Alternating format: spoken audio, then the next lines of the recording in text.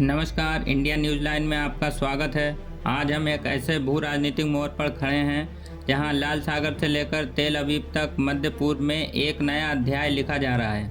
पिछले कुछ समय से जिस इजरायली दृढ़ता की हम बात कर रहे थे, क्या अब वो हमास के सामने झुकने को मजबूर है? क्या यमन के हूती लड़ाकों का बढ़ता दबाव इजराइल को समझौते की मेज पर लाने में सफल रहा है? ये वो सवाल हैं जिनके जवाब हमें आज की घटनाओं में तलाशने होंगे। पिछले कुछ घंटों में इजराइल पर एक के बाद एक बड़े हमले किए गए हैं। हूती लड़ाकों ने लाल सागर में इजराइल और उसके सहयोगियों के जहाज़ों को लगातार निशाना बनाया है, जिससे समुद्री व्यापार मार्ग पर गंभीर संकट पैदा हो गया है। इन हमलों के बीच सबसे ताज़ा और चिंताजनक घटनाक्रम इजराइल पर बैलिस्टिक मिसाइलों का दागा जाना है। आज सुबह लगभग 5:30 बजे तेल अवीव में जोरदार धमाकों की आवाज़ सुनाई दी और आपातकालीन सायरन गूंज उठे। जानकारी के मुताबिक यमन से कई बैलिस्टिक मिसाइलें इजराइल की ओर दागी गईं। सोशल मीडिया पर वायरल हो रही फुटेज ने आसमान से गिरती मिसाइलों और उसके बाद की तबाही साफ देखी जा सकती है। इजरायली सेना ने इन मिसाइलों को इंटरसेप्ट करने का दावा किया है,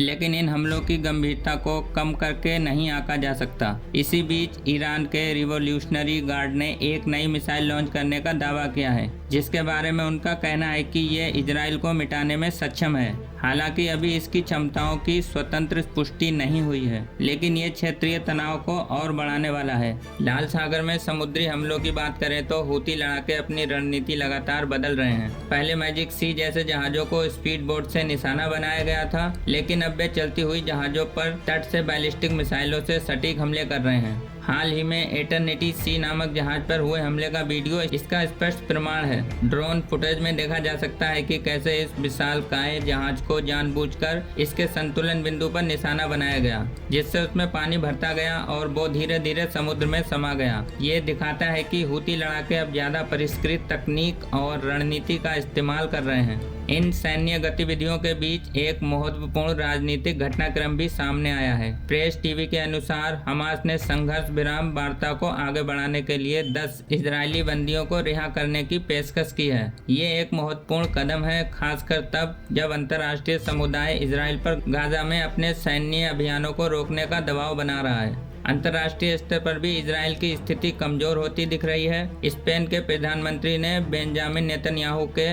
गाजा में किए गए कार्यों को 21वीं सदी के सबसे काले अध्यायों में से एक बताया है, और स्पेन पहला देश है जिसने नेतन्याहू पर युद्ध अपराधों के आरोप में कानूनी कार्रवाई की मांग की है। वहीं अमेरिका ने एक बार फिर ईरान के तेल निर्यात को सुगम बनाने वालों पर नए प्रतिबंध लगाए हैं, जो ईरान के परमाणु कार्यक्रम पर अंकुश लगाने की विफल कोशिशों के बाद उठाया गया एक हताशा भरा कदम प्रतीत होता है। ये सभी घटनाक्रम एक बड़े सवाल की ओर इशारा करते हैं। क्या इजराइल, जो अब तक अपने सैन्य बल पर अड़ा हुआ था, क्षेत्रीय और अंतर्राष्ट्रीय दबाव के चलते हमास के साथ एक समझौते पर विचार करने को मजबूर हो रहा है? और अगर ऐसा होता है तो मध्य पूर्व की भू राजनीति पर इसके क्या दीर्घकालिक परिणाम होंगे? आपकी राय क्या है? कमेंट बॉक्स में जरूर बताएं।